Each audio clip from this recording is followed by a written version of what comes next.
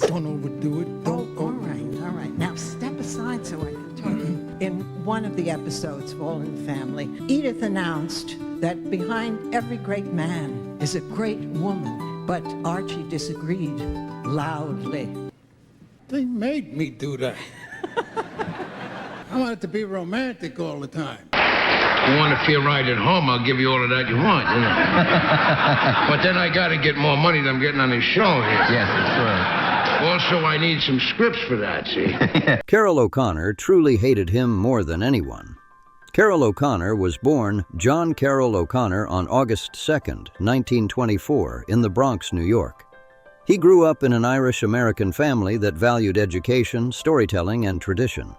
His early life was shaped by the economic struggles of the Great Depression, experiences that gave him a sharp awareness of class hardship and the different ways people view the world. He later brought this awareness vividly into his acting roles.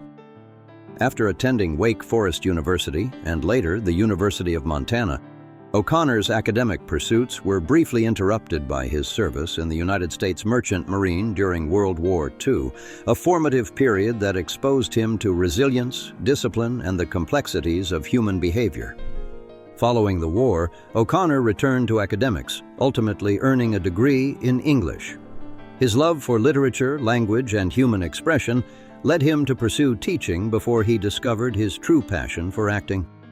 In the 1950s, he moved abroad to Ireland, where he studied at University College Dublin. This time overseas gave him a deep appreciation for theater and performance, and he began appearing in stage productions, sharpening his craft and preparing himself for the long career that awaited him. O'Connor eventually made his way back to the United States, where he worked tirelessly throughout the 1960s to establish himself in the entertainment industry. He appeared in guest roles on several television series and in supporting parts in Hollywood films, including memorable performances in Cleopatra, 1963, What Did You Do in the War, Daddy, 1966, and Point Blank, 1967. These roles demonstrated his versatility as he could easily move between serious dramatic portrayals and lighter comedic characters. However, despite his raw talent and steady grind, it wasn't until the 1970s that Carroll O'Connor finally landed the role that changed everything for him and locked his name into television history forever. That role was Archie Bunker in the groundbreaking sitcom All in the Family, which ran from 1971 to 1979. Archie was a loud, stubborn, working-class man from Queens, a character who captured the frustrations, prejudices, and deep generational divides tearing through American society at the time. Most actors would have run the other way from a role that controversial, but O'Connor leaned straight into it and took the risk head-on. He gave Archie real layers, mixing hard edges with moments of vulnerability and frustration, making sure the character never felt flat or cartoonish. Instead of playing Archie as a joke, O'Connor turned him into a living reflection of America wrestling with race, politics, gender roles, and fast-moving cultural change. If I were to ask you a question as Carroll O'Connor, for instance, let's do an answer from Carroll O'Connor and an answer from Archie Bunker. How do you, Carroll O'Connor, feel about conservation? Well, I feel very strongly about conservation, and I think that our resources have been used very, very badly and carelessly, and I think we're suffering from it now. And play the part that you're so well known for. How does Archie Bunker? Archie, how do you feel about conservation? What do you mean, saving the trees?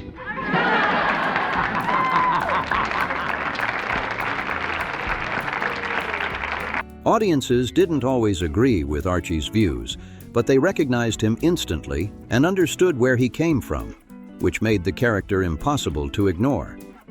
People laughed at him, laughed with him, and sometimes felt uncomfortable because he felt so real. All in the Family exploded into a cultural phenomenon, tearing down television barriers by tackling racism, women's rights, the Vietnam War, and economic inequality in ways primetime TV had never dared before. O'Connor's fearless performance earned him 4 Primetime Emmy Awards for Outstanding Lead Actor in a Comedy Series, cementing his status as one of television's heavy hitters. He later returned as Archie in the spin-off Archie Bunker's Place, which ran from 1979 to 1983, extending the character's reach and influence even further. But Carroll O'Connor refused to be boxed into one role forever. In the late 1980s and into the 1990s, he flipped expectations again by starring as the calm, principled Chief Bill Gillespie in the Heat of the Night from 1988 to 1995, proving his range was far bigger than anyone expected. In sharp contrast to Archie Bunker, Chief Bill Gillespie was a character shaped by growth, reflection, and change. Over time, Gillespie learned from his mistakes, adapted to rising racial tension, and faced crime head-on in a small Mississippi town. Carroll O'Connor brought patience and realism to the role, showing a man capable of listening, evolving, and leading with restraint rather than stubbornness. This shift highlighted a very different side of O'Connor's talent. O'Connor's influence on In the Heat of the Night went far beyond acting. He also worked behind the scenes as a producer and writer, proving his creative instincts extended deep into storytelling and structure. His vision helped guide the series into becoming a long-running success, while also cementing his reputation as a steady leader in an industry that often rewarded noise over substance. Years earlier, in 1962, while Carroll O'Connor was in Rome working on the massive historical film Cleopatra, his personal life took a quiet but powerful turn. The production was infamous for its towering sets, ballooning budget, and non-stop pressure. While filming alongside screen icons Elizabeth Taylor and Richard Burton, O'Connor and his wife, Nancy Feuds O'Connor, made a life-altering decision away from the cameras. The couple adopted a 6-day-old infant boy and named him Hugh, a name chosen in memory of O'Connor's brother who had passed away just 1 year earlier. This moment blended grief with renewal, reflecting the couple's desire to honor the past while building something meaningful for the future. It also revealed O'Connor's unwavering commitment to family, even while surrounded by the chaos of an international film production. As Hugh grew older, he became familiar with the television world through his father's career. At the age of 17, he took on a modest but purposeful role as a courier on the set of Archie Bunker's Place. Though small, the job placed him directly inside the environment that had defined much of his father's professional life, offering a first-hand look at the world behind the spotlight. For Carroll O'Connor, who by this point was firmly established as a television icon, involving his son in the industry was about more than opportunity. It was a way to share the discipline, pressure, and responsibility of a professional set while strengthening their bond as father and son. He wanted Hugh to understand the work behind the camera, not just the attention in front of it, and to develop a real sense of professionalism and accountability. That belief went even further when O'Connor created the character of Officer Lonnie Jameson on In the Heat of the Night specifically for Hugh O'Connor. This was not simple favoritism or career leverage. It was a deliberate effort to give his son a structured space to grow creatively under the guidance of someone who fully understood how demanding and unforgiving the acting world could be. The decision reflected O'Connor's deep commitment as both a parent and a mentor, carefully blending his personal life with his professional influence. Tragedy struck on March 28, 1995, when Hugh O'Connor died by suicide after a long and painful struggle with drug addiction. The loss shattered O'Connor's world and permanently changed him as a father and as a public figure.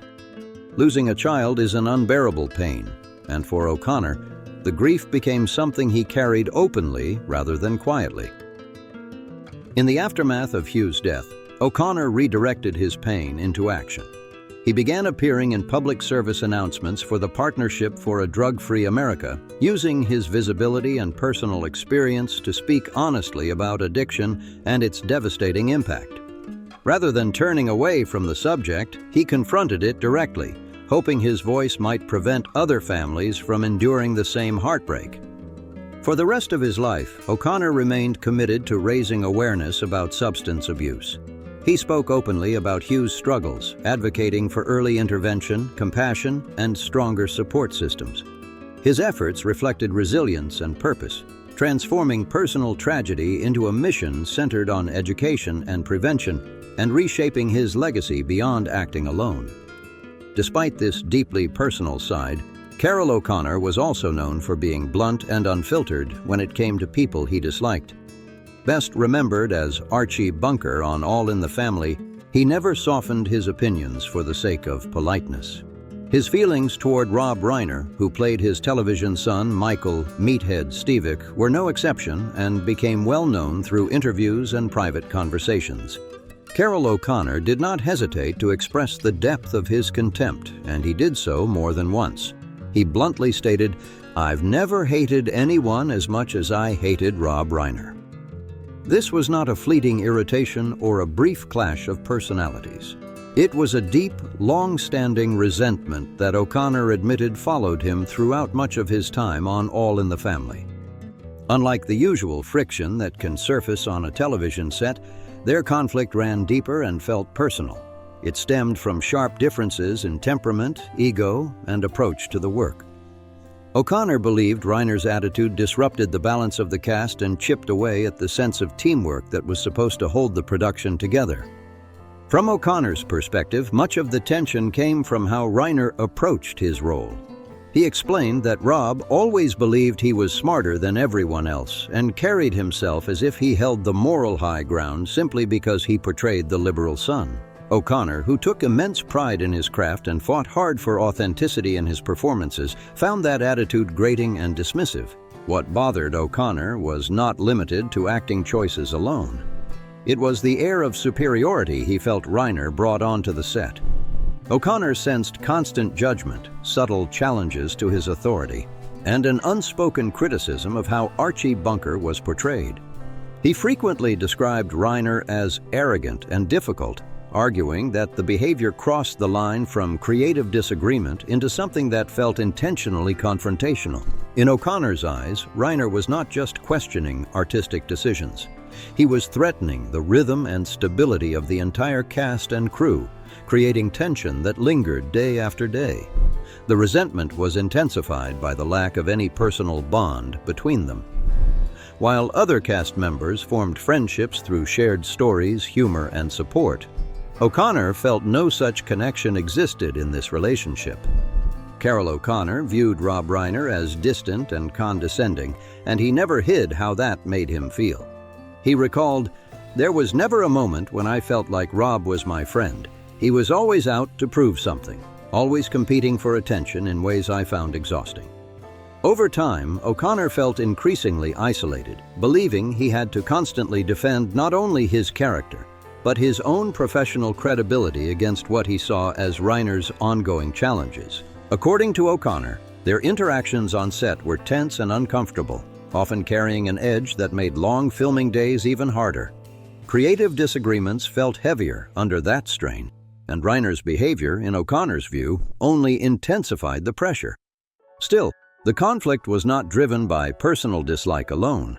There was also a deep philosophical divide between the two men. Archie Bunker, for O'Connor, was a layered and complicated figure whose meaning depended on careful balance and restraint. He believed the character required nuance rather than blunt messaging. Reiner's interpretation of Michael Stivic, however, leaned strongly into satire and ideological certainty, which O'Connor felt reduced the father-son dynamic into a repetitive moral argument. O'Connor later remarked, "It wasn't about acting. It was about him trying to teach me a lesson every day about liberal versus conservative, right versus wrong. I'm an actor, not a preacher." That constant push made their shared scenes more difficult, as O'Connor felt he had to navigate Reiner's impulses while staying true to the essence of Archie. Despite the intensity of his feelings, O'Connor maintained strict professionalism. He rarely allowed personal resentment to spill directly onto the screen. Instead, he controlled it, channeling the tension into his performance. In an ironic twist, the animosity he carried off camera may have strengthened the realism of Archie and Michael's confrontations, adding a raw edge that audiences found believable and compelling. Though Carroll O'Connor may have privately dismissed it as a small consolation, he never softened his stance. He maintained until the end of his life that his dislike for Rob Reiner was unmatched. He once stated, "I've worked with many people I couldn't stand, but Rob topped them all more than anyone." For O'Connor, this resentment was not fleeting or exaggerated with time. It remained fixed, a rare certainty in an industry full of compromises. In many ways, O'Connor's animosity toward Reiner reflected the complexity of his personality. He was deeply passionate about his craft, fiercely protective of his artistic integrity, and unwilling to tolerate behavior he believed undermined the work. While audiences saw the familiar, sometimes irritable charm of Archie Bunker, those behind the scenes witnessed a man who took his responsibilities seriously and held strong personal boundaries. You're enjoying the show, and I'm delighted that you are enjoying the show. You must look at Archie as a man who could be getting a lot more out of his life if he didn't have these burdens on him and these things that have poisoned his life. People are probably surprised to hear you talk without Archie's own, dialogue, own speech pattern, own accents. Well, of course, anytime you want, I can lapse into that.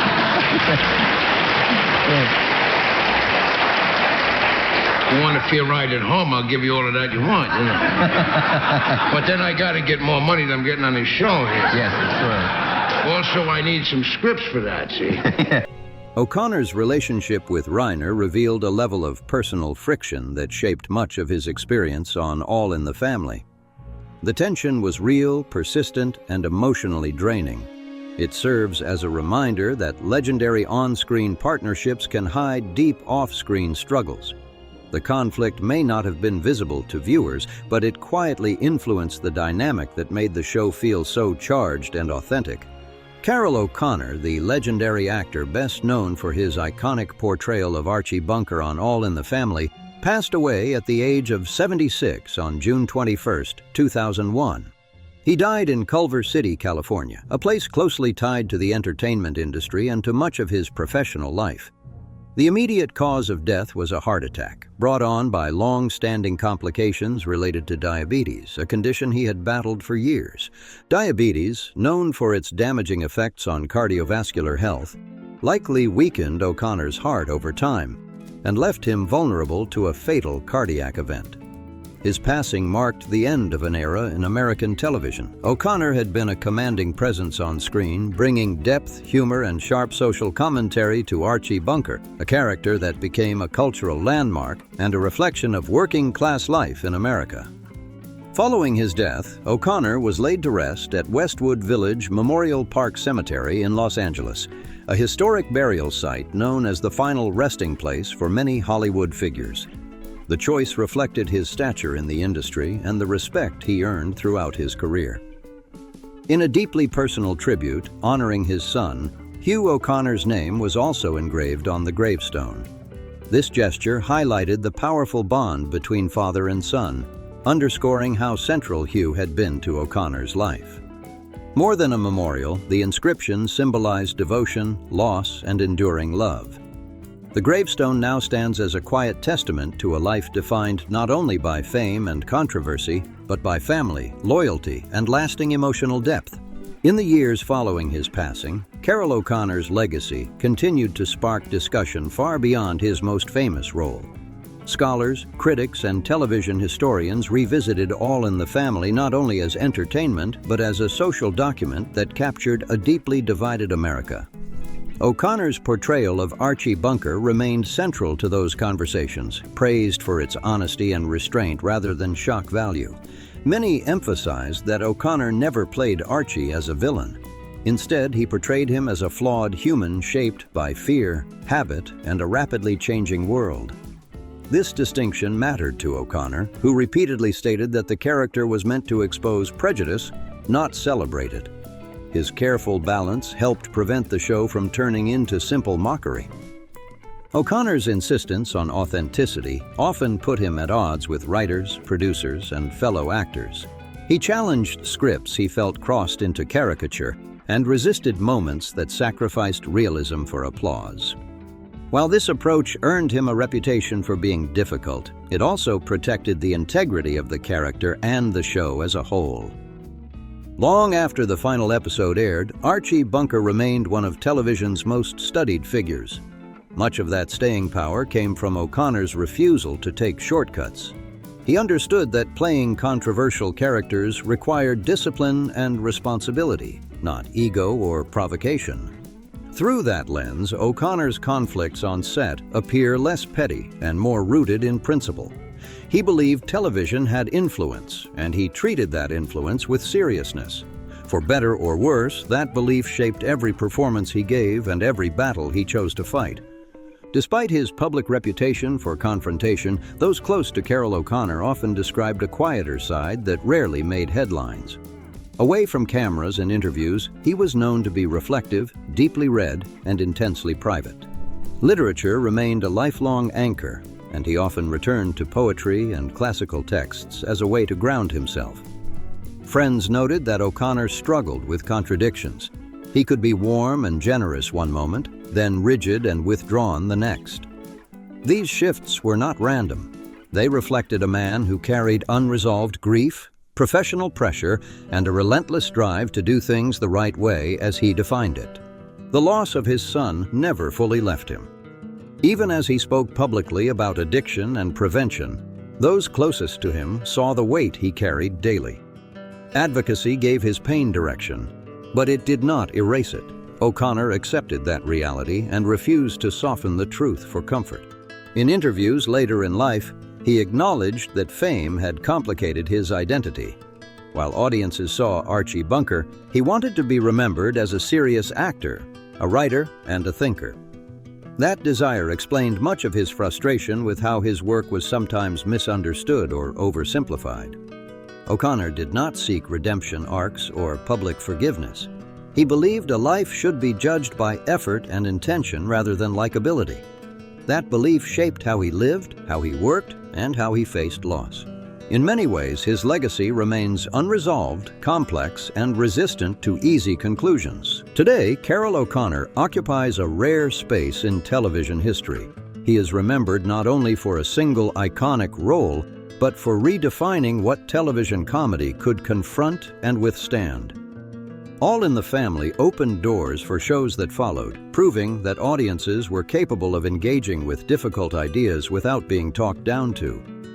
Modern creators often cite O'Connor's work as a blueprint for responsible storytelling.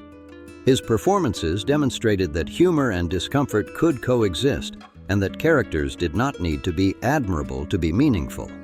This approach influenced generations of writers and actors who sought depth over simplicity. Yet O'Connor's career also stands as a cautionary tale about the personal cost of creative intensity. His unwillingness to compromise earned respect, but it also fueled isolation. He paid for his standards with strained relationships and emotional distance, a trade-off he seemed willing to accept. What remains undeniable is the impact. Few television characters have sparked as much debate, study, and emotional reaction as Archie Bunker. That impact did not happen by accident. It was built through discipline, resistance, and a refusal to underestimate the audience. Carroll O'Connor left behind a body of work that still provokes conversation decades later. His life reflected contradiction, conviction, and consequence. Rather than fading into nostalgia, his legacy continues to challenge viewers to look harder at the stories they consume and the people who tell them. In the end, Carroll O'Connor's story resists simple labels. He was not just a television legend, nor merely a difficult man behind the scenes. He was a deeply principled artist shaped by loss, conviction, and an unyielding belief in the power of honest storytelling. His career was marked by brilliance, conflict, and moments of undeniable humanity that extended far beyond the screen.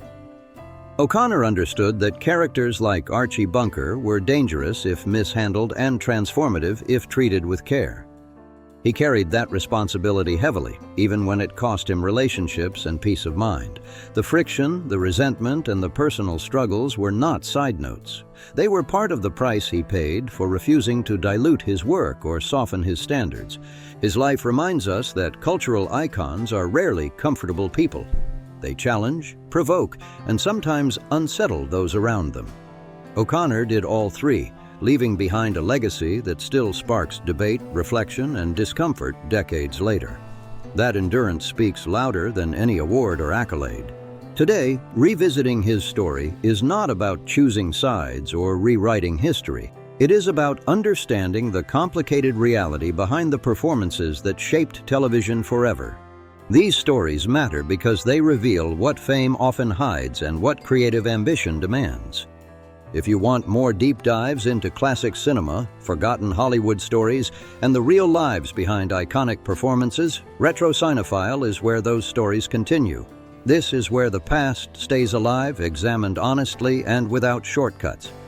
If you want the truth Hollywood never wanted out there, the drama, the secrets, the cracks in the spotlight, you're in the right place. Smash like, hit subscribe, drop your thoughts below, and share this with someone who loves classic cinema. Retro Cinephile, where the past talks loud.